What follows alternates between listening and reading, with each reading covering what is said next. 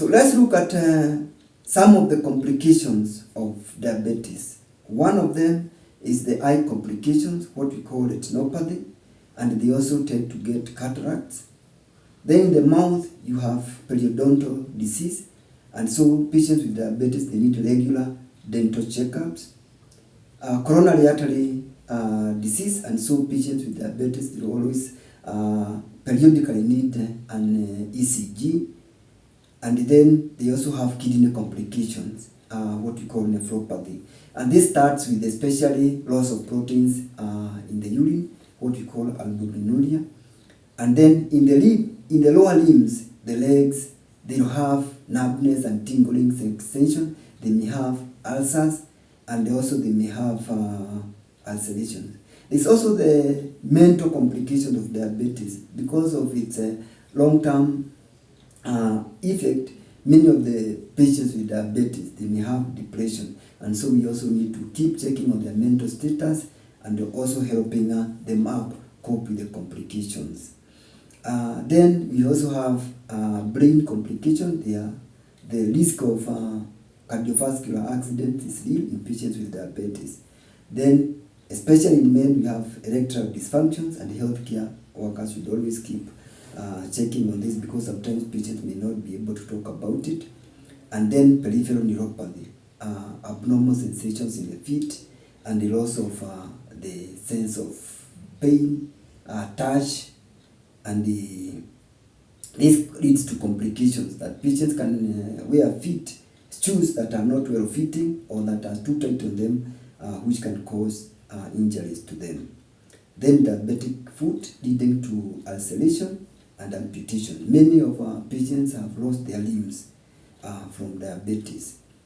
Then there's the self-care by the patient, which is very important for patients to know. One is the patient need to keep a close monitoring of their sugar, then monitoring their body weight so that they are not getting more weight, and of course they are getting adequate nutrition. There's the importance of foot care, personal hygiene to prevent infection, living a healthy lifestyle. That will include the diet, nutrition, or adequate nutrition, and also physical activity. So we need to identify targets with the patient, the kind of diet they're supposed to use. What are your targets for the control of the diabetes? So that you are all talking about the same thing. And of course, in the self-care issue, also there is the issue of smoking. For those patients who are smoking, then you need to encourage them very much to stop smoking, because smoking increases the risk of cardiovascular events, more than diabetes, more than hypertension, more than obesity itself. It's a big risk. Then let's talk about foot care, a very important issue in the management of patients with diabetes. One, patients should always check their feet daily. Two, make sure that they wash their feet on a daily basis, and after washing their feet, then they need to purposely clean in between the toes, because that wetness causes fungal infection. Fungal infection opens the feet to bacterial infection, then you have development of diabetic foot, and many patients lose their feet out of that. Then they need to protect their feet. This is by wearing shoes always, which are well-fitting, not tight. And when patients acquire new shoes, then they should progressively make sure that they gradually break into them. Then it's always advisable that they have socks to keep warm and also to prevent injuries.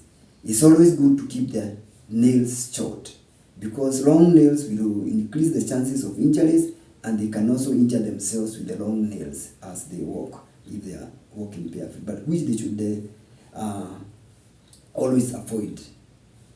So on the follow-up, for newly diagnosed patients, it is always good to see them fortnightly, then monthly after their sugar has been controlled, and then you have quarterly reviews.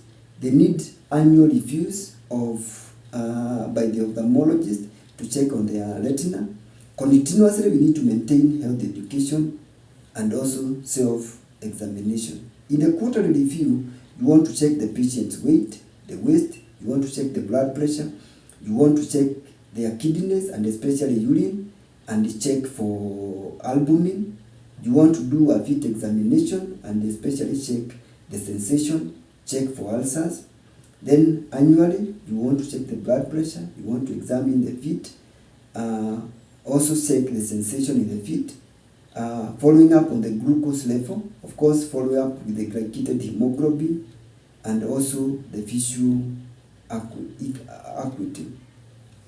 So, in the continuous management of diabetes, patients need to be sure that they are having a healthy diet, which is providing adequate nutrition and also is providing the necessary micronutrients.